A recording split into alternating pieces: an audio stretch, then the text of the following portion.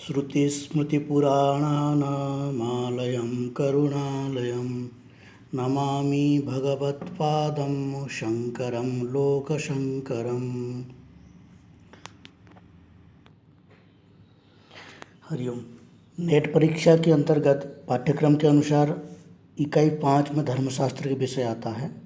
तो धर्मशास्त्र में जो है चार, इसमें जो 5 प्रकरण दिया गया है, धर्म सूत्रांश है, आचार्य विमर्श, व्यवहार विमर्श, प्रायश्चित विमर्श और श्राद्ध विमर्श, ये 5 जो प्रकरण दिया गया है, इस 5 प्रकरण के आधार बना करके हम इसको अध्ययन करना है, ताकि हम परीक्षा में जो भी विषय आए उसको हम अच्छे से उसका आंसर कर सकें।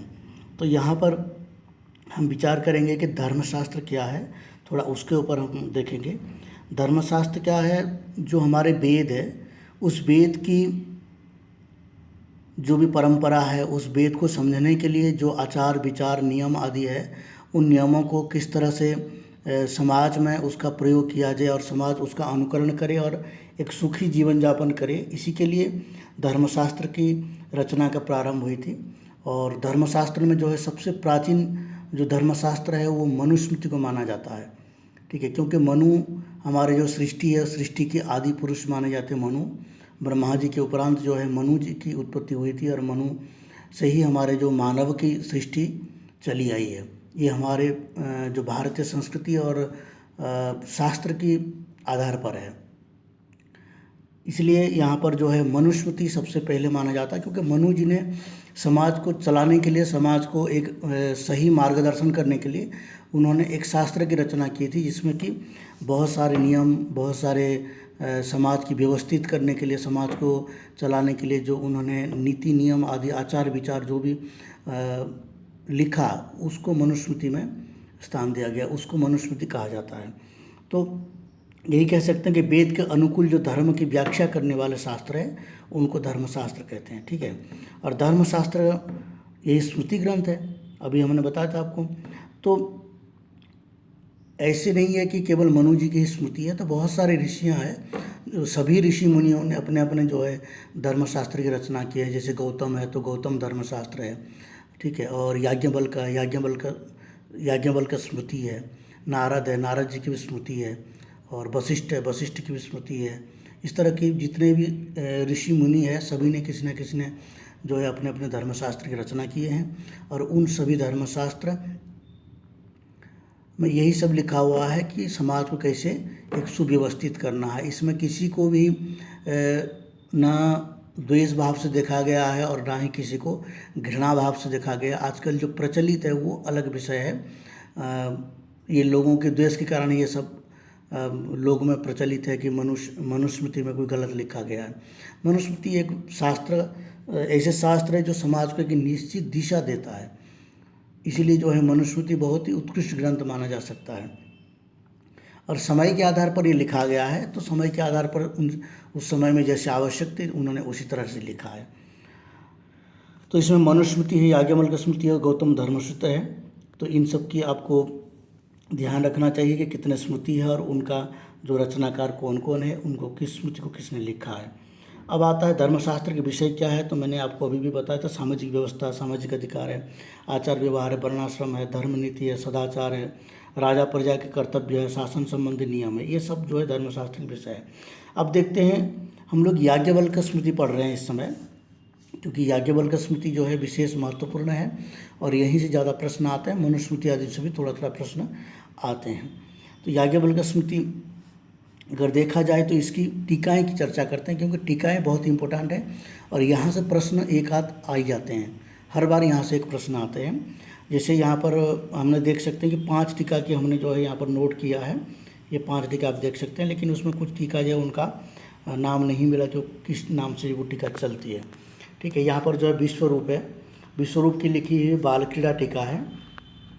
अपरार्क है, अपरार्क के लिखी याज्ञवल्क्य धर्मशास्त्र निबंध है। ये नाम आप याद रखिए, क्योंकि यहीं से प्रश्न आते हैं। और विज्ञानेश्वर की मिताक्षरी टीका है, और बालभट्ट की बालभट्टी टीका है। श्रीकर की इनकी नाम प्राप्त नहीं हो पाया। अगर किसी को ये नाम पता चले तो आप मुझे कमेंट करके ज़रूर बताएं, हो सकता है किसी के पास इनके नाम हो। और भी अगर कोई टीकाएँ हैं आपके पास या फिर आप कहीं पढ़े हैं जो धर्मशास्त्र के छात्र हैं उनको जानकारी हो सकती है, तो वो ज़रूर कमेंट करके बताएं, और कोई टीका है तो हम भी उसको नोट करके इसमें ऐड कर सकते हैं बाद में, या फिर हम प्रश्न के माध्यम से जब हम इसको पढ़ेंगे तब उसमें हम इसको दे सकते हैं। तो ये हो गया आपका जो है 5 टीका। विश्वरूप का बाल क्रीड़ा है, अपरार्क का याज्ञवल्क्य धर्मशास्त्र निबंध है, ज्ञानेश्वर का मिताक्षर है, और बालभट्ट का बालभट्टी है, श्रीकर ये भी एक टीकाकार है। ठीक है, अब याज्ञवल्क्य स्मृति में कितने अध्याय? 3 अध्याय, आचार अध्याय, व्यवहार अध्याय और प्रायश्चित अध्याय। तो इसमें 13 प्रकरण है आचार अध्याय में, और व्यवहार अध्याय में 25 प्रकरण है, और प्रायश्चित अध्याय में 6 प्रकरण है। ये भी थोड़ा आप ध्यान रखिए, हो सकता है कहीं आपको किसी भी परीक्षा में पूछा जा सकता है। अब आते हैं याज्ञवल्क्य स्मृति में। याज्ञवल्क्य स्मृति में जो सबसे पहला विषय है कि याज्ञवल्क्य स्मृति का प्रारंभ कैसे हुई। ठीक है, याज्ञवल्क्य स्मृति का प्रारंभ देखिए हमारे जो शास्त्र की परंपरा है वो मुनि ऋषियों से आया हुआ है। प्राचीन काल में जब संत इकट्ठा होते थे, एकत्रित होते थे किसी तीर्थ स्थल में या किसी विद्वानों की सभा में, तो वहाँ पर जो जाने माने विद्वान होते थे उनको प्रश्न करते थे, और उनका जो जिज्ञासा है, जिनके अंदर जो भी जिज्ञासा होती थी वो पूछते थे। तो यहाँ पर भी वही विषय है, योगीश्वरम याज्ञवल्क्यम संपूज्य मुनयो ब्रुवन् वर्णाश्रम इतराणम नो ब्रूहि धर्मान शेषतः। कुछ मुनियों ने पूछा याज्ञवल्क्य जी से कि हे योगीश्वर, आप जो है हमें जो समाज की वर्णाश्रम धर्म है, जो भी समाज में देखने को मिल रहा है उसके बारे में हमको कुछ बताइए। जो हम देखते हैं उसको समझना काफ़ी कठिन होता है, तो इसलिए किसी अनुभवी महापुरुष से अगर हम उस बात को समझें तो वो अपने अनुभव के साथ उस विषय को प्रतिपादन करें हमारे सामने, तो हमारे अंदर जो द्वेष होता है और भी कई प्रकार की भावनाएं होती है, किसी के प्रति हमारे गलत भावनाएं होती है, किसी विषय को लेकर के हमारे अंदर कुछ अलग भावनाएं होती है, अलग विचारधारा होती है, तो वो अपने विचारधारा, शुद्ध विचारधारा से जब उसको प्रतिपादित करते हैं तो वहाँ पर जो है हमें सही से समझ में आता है। ठीक है, तो आप कई विषय में देखेंगे तो उस विषय को प्रतिपादन करने वाला अगर अच्छे है, उनका अनुभव अच्छा है, तो वो अच्छे से प्रतिपादन करेंगे तो उसमें कोई दिक्कत नहीं आती है, और वो अच्छी से समझ में आ जाता है, और उसका जो गलत हमारे धारणा बनी हुई रहती है वो भी दूर हो जाता है। अब यहाँ पर देखिए, ये सबसे पहला श्लोक है, इस श्लोक का आपको ध्यान रखना चाहिए, ताकि मनुस्मृति का पहला श्लोक यही है, योगीश्वरम याज्ञवल्क्यम संपूज्य मुनयो ब्रुवन्।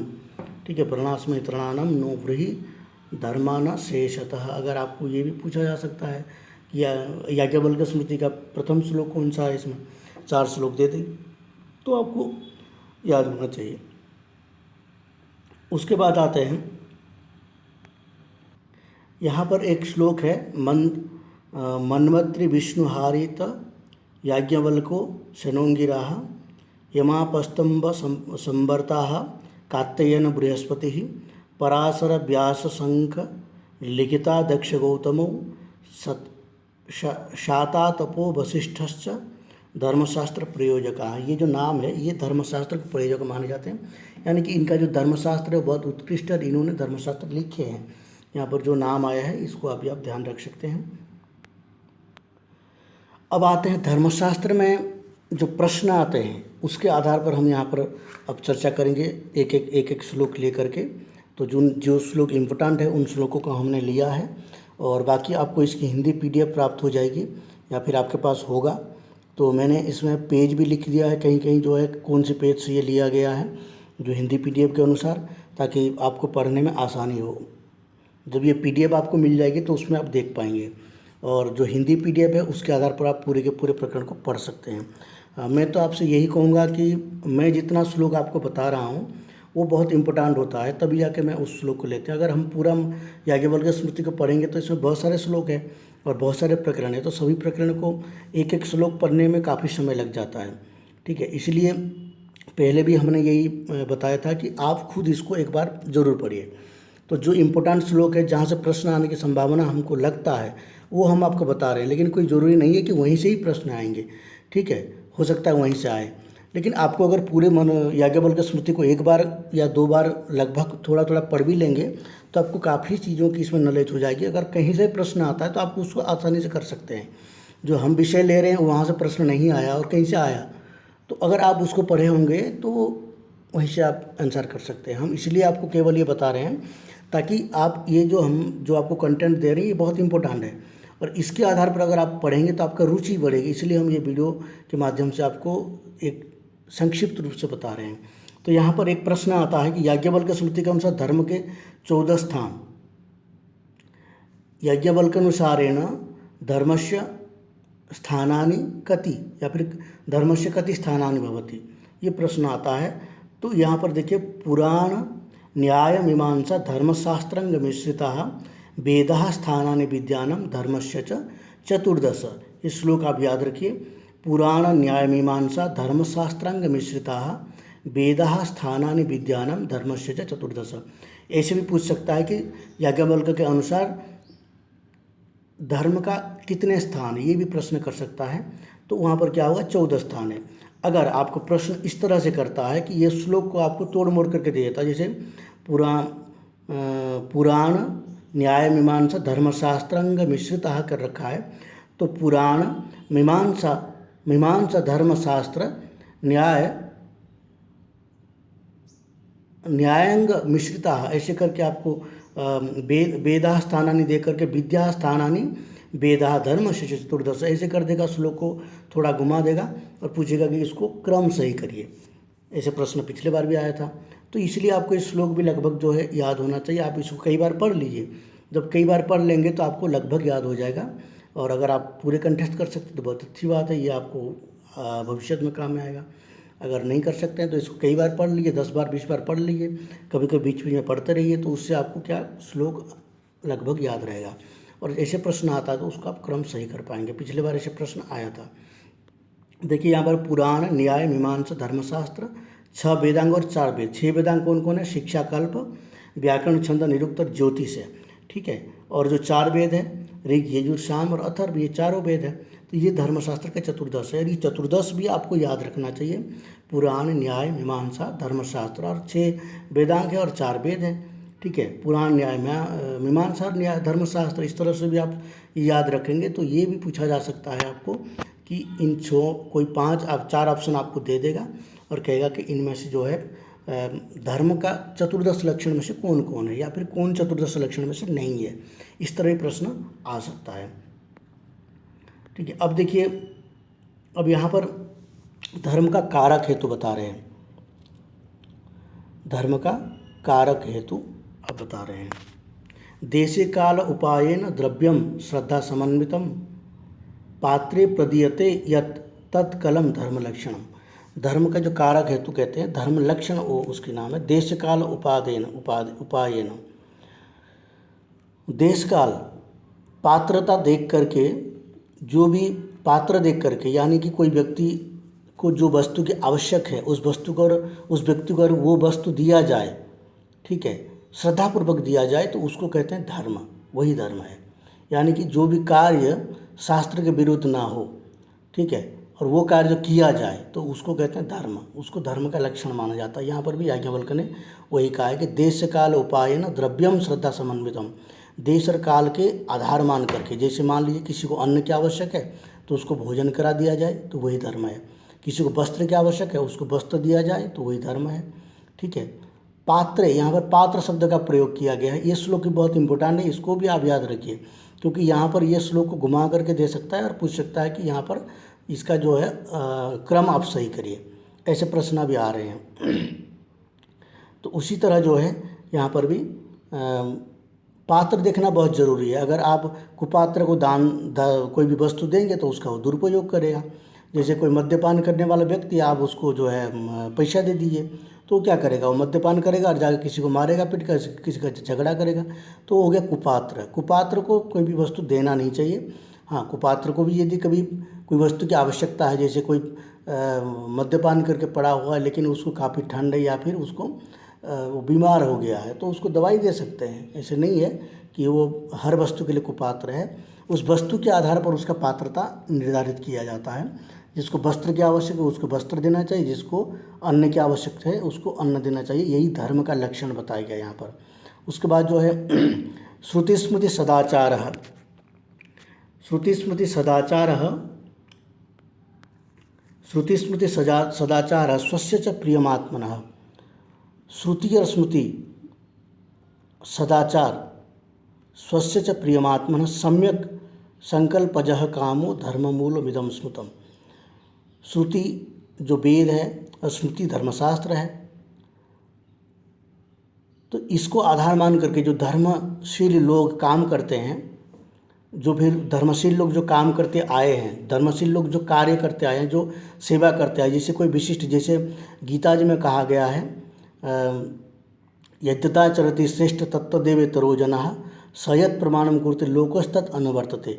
और वहाँ पर जनकादय के नाम लिया है। जनक आदियों ने जो कार्य किया है, जनक आदियों ने जो आचरण किया है, उसको प्रमाण मानना चाहिए। तो यहाँ पर भी आगे बढ़कर कहते हैं कि धर्मशील लोग जो काम करते आए हैं, यानी कि धर्मशील लोग जो कार्य करते आए हैं, वो क्या है, श्रुति संकल्प से उत्पन्न जो कामना है, ये सब धर्म के मूल है। ठीक है। तो जैसे मान लीजिए वेद है, स्मृति है, धर्मशास्त्र है, और धर्मशील लोग जो काम किए करते हुए आ रहे हैं, उनको देख करके जो हमें प्रेरणा प्राप्त होती है, ठीक है, और उसको देख करके जो प्रेरणा प्राप्त होती है कुछ करने के लिए, वो है धर्म का मूल है। यानी कि उस प्रेरणा, ये वेद है, स्मृति है, और जो जनकादय, जो ऋषि है, जो जनकादय, जो श्रेष्ठ आचरण करने वाले हैं, उनको कथा सुन करके, उनको समझ करके, उनके बारे में जान करके जो हमें प्रेरणा प्राप्त होती है, वो है धर्म का मूल है। तो इसलिए ये धर्म का मूल है। श्रुति स्मृति सदाचार स्वस्य च प्रेमात्मना सम्यक संकल्प ज कामो धर्म मूलमिदं स्मृतम। ये भी बहुत इंपॉर्टेंट श्लोक है। ठीक है। और आगे फिर कहते हैं क्या, यज्ञ, सदाचार, इंद्रियों का दमन, जीववध न करना, दान और वेद आदि का पढ़ना, इन सबों से बड़ा धर्म यह है कि योग द्वारा आत्मा का दर्शन करना। यानी कि ये सब के सब क्या है, धर्म बताया गया इन सबको। ठीक है। क्या क्या है,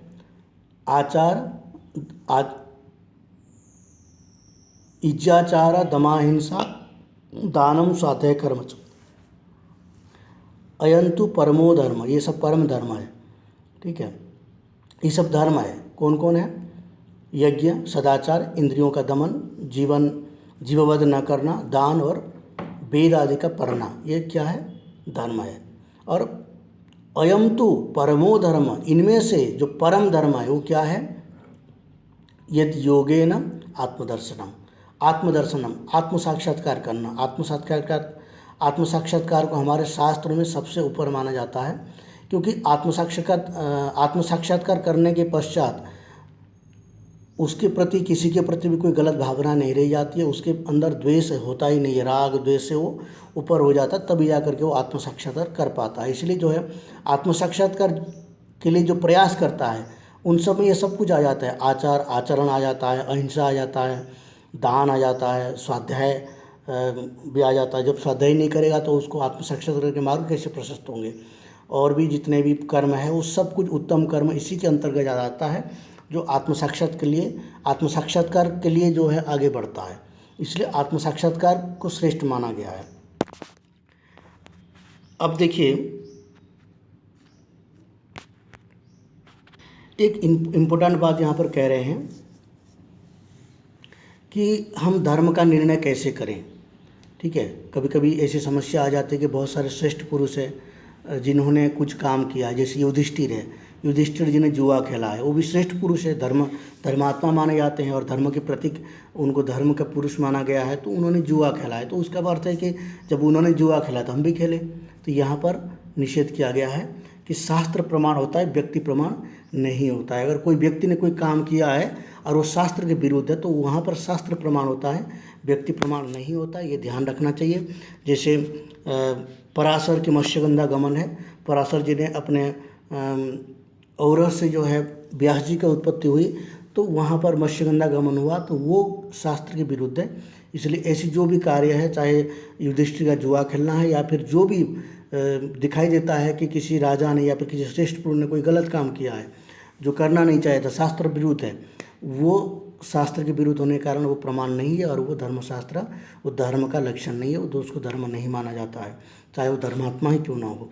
इसलिए जो है चत्वारो वेद धर्मज्ञः पर्षयित्री विद्यमेव वा सावृते यह स धर्म स्यादेको वाध्यात्म वित्तमः वाध्यात्म वित्तमः। वेद और धर्म को जानने वाले जो मनुष्य, 3 वेद को जानता हो, ठीक है, ऐसे मनुष्य, या फिर आध्यात्म विद्या को जानने वाला जो मनुष्य है उसी को धर्म कहा गया है। किसको? वेद और धर्म को जानने वाला जो मनुष्य है उसको भी धर्म कहा, क्योंकि वो वेद की जानने वाला मतलब वो जानता है और उसकी तरह आचरण भी करता है। ऐसे नहीं है कि वेद पढ़ लिया रावण की तरह और वो आचरण गलत करता है तो उसको धर्म नहीं माना जाता है। वेद को जानने के साथ साथ वो वेद का आचरण भी करता है, तब उसको कहा जाता है धर्म।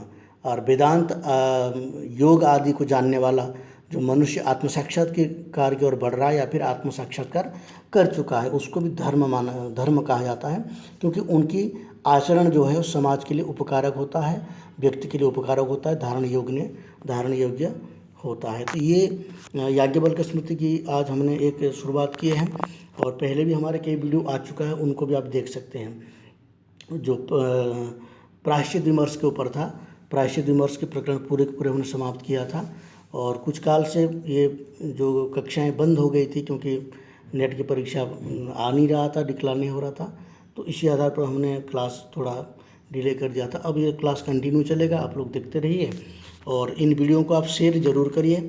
अभी भी हमारे पास बहुत सारे नए नए छात्र आ रहे हैं और उनका भी यही कहना होता है कि मटेरियल नहीं मिल रहा है। तो यही प्रॉब्लम शुरू से ही रही है और हम आप सभी को बार बार यही कहते हैं कि आपकी जो भी मित्र है, आप जिनको जानते हैं, उनको आप ज़रूर जो है ये वीडियो शेयर करिए ताकि वो जल्दी से जल्दी इसका लाभ उठा सके। हमारे उद्देश्य छात्रों को लाभ पहुंचाना है, ना कि हमारे सब्सक्राइबर बढ़ाना है और ना ही हमको व्यूअर्स ज़्यादा चाहिए। ठीक है, जो जिनको आवश्यक है वो पढ़ें, वो सुने, और जिनको आवश्यक नहीं है वो नहीं पढ़ें। क्या कर सकते हैं उसमें? जिनको लगता है कि ये पढ़ना चाहिए तो पढ़ें, जिनको नहीं लगता है कि इनको नहीं पढ़ना चाहिए तो नहीं पढ़ें। पर जो परीक्षा के लिए तैयारी कर रहे हैं वो परीक्षा की तैयारी ज़रूर करें। तो इसलिए जो छात्र नए हैं उनको आप ज़रूर ये वीडियो शेयर करिए और हो सकता है तो आप अपने फेसबुक में भी इसको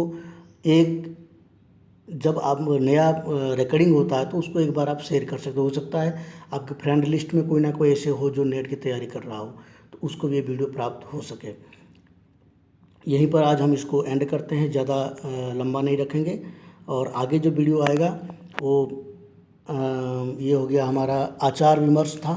तो आचार्य अभी प्रारंभ में है और अभी भी आचार विमर्श का कुछ प्रकरण यहाँ रह गया होगा तो उसको भी हम ले लेंगे। उसके बाद एक एक प्रकरण करके हम धर्मशास्त्र कंप्लीट करेंगे और मैं प्रयास करूँगा कि आगे जो है प्रतिदिन कोई ना कोई वीडियो आता रहे, चाहे वो अन्य शास्त्र की हो, चाहे स्मृति का हो, दर्शन का हो, जो संक्षिप्त में किया जा सकता है, जो विषय में लगभग याद रहते हैं, क्योंकि ये याज्ञवल्क्य स्मृति को काफ़ी पढ़ना पड़ता है और काफ़ी समझना पड़ता है, तब जाके इसका वीडियो बनाना होता है। और जो अन्य शास्त्र है, योग है, दर्शन शास्त्र है, उसको हम सामान्य रूप से कर सकते हैं क्योंकि उसमें ज़्यादा पढ़ने की हमें आवश्यक नहीं पड़ेगी, उसका नॉलेज काफ़ी है। तो इसलिए उन वीडियो को भी हम बीच बीच में अभी ऐड करते रहेंगे और कोशिश करेंगे प्रतिदिन कम से कम जो है आधे घंटे का या 20 मिनट का वीडियो तो आता ही रहे।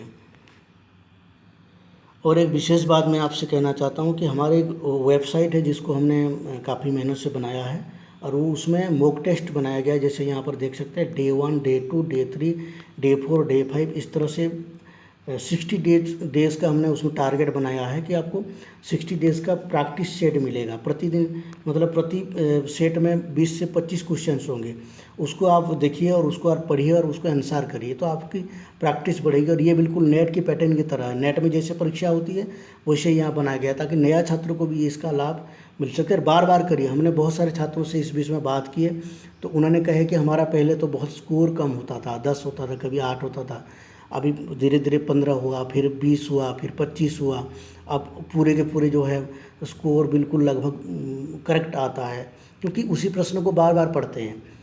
ठीक है, तो इस तरह ये सेट एक दिन के लिए नहीं बनाया गया कि आप एक Day 1 को एक बार देख लिए उसके बाद मत देखिए। हम इसीलिए बनाए हैं ताकि आप इसको बार बार देखिए, आप वेबसाइट को बार बार विजिट करिए, उसमें बार बार एक ही प्रश्न उत्तर को कई बार करिए, दिन में एक बार करिए, अगले दिन एक बार करिए, प्रतिदिन करते रहिए। इसमें आपका अभ्यास भी बढ़ेगा और स्पीड भी बढ़ेगा। बहुत सारे जब परीक्षा जब देने जाते हैं ना वहाँ बहुत प्रॉब्लम होती है, टाइम नहीं मिल पाता है क्वेश्चन आंसर करने में, तो आपको ये भी प्रैक्टिस बनी रहेगी कि आपको कितना जल्दी कर सकते हैं। अगर किसी को कोई प्रॉब्लम आता है तो आप हमारे नंबर से आप हमें कांटेक्ट कर सकते हैं। आपका कोई प्रश्न है तो वो भी हमें आप व्हाट्सएप कर सकते हैं, तो कोई प्रॉब्लम नहीं है। हाँ, फ़ोन भी कर सकते हैं लेकिन फ़ोन हमेशा हम उठा नहीं पाते हैं, कभी किसी कार्य में व्यस्त होते हैं, किसी सेवा में, तो इसलिए आप व्हाट्सएप करेंगे तो हम उसका उत्तर ज़रूर देंगे। और साथ में हमारे एक टेलीग्राम भी है जिसमें आप ज्वाइन कर सकते हैं, इसका लिंक आपको नीचे मिल जाएगा, ठीक है। इस टेलीग्राम में आपको लाभ क्या है, टेलीग्राम का जो चैनल है उसमें सारे पीडीएफ्स है और सारे वीडियो की लिंक वहीं पर दिया गया है। तो आप इसको ज्वाइन करते हैं तो आप शुरू से लेकर के स्क्रॉल करके पूरे के पूरे वीडियो का लिंक भी वहाँ से देख सकते हैं, और पीडीएफ जितने हैं सारे पीडीएफ वहीं से डाउनलोड करके आप पढ़ सकते हैं, या फिर वहीं ओपन करके आप पढ़ सकते हैं। आपको अपने स्टोरेज में रखने की भी ज़रूरत नहीं पड़ेगी, क्योंकि हमारे मेमोरी कार्ड जो है भर जाता है बार बार हम करते हैं, तो इसलिए आप वहीं से डायरेक्ट देखिए और वहाँ से पीडीएफ खोल के पढ़िए, वहाँ सारे पीडीएफ है इस तरह से। और आप नए हैं तो इस चैनल को सब्सक्राइब करके रखिए, ताकि हम जैसे ही वीडियो अपलोड करेंगे आपको उसका नोटिफिकेशन मिल जाएगा। और हमारे साथ आप व्हाट्सएप पे जुड़ के जरूर रहिए, क्योंकि हमारे जो व्हाट्सएप के ग्रुप है, टेलीग्राम के चैनल है, या आप पर्सनल व्हाट्सएप है, तो उसमें अगर आप जुड़े रहेंगे तो हम उसी में भी आपको लिंक शेयर कर देते हैं, ताकि आपको तुरंत ही मिल जाए।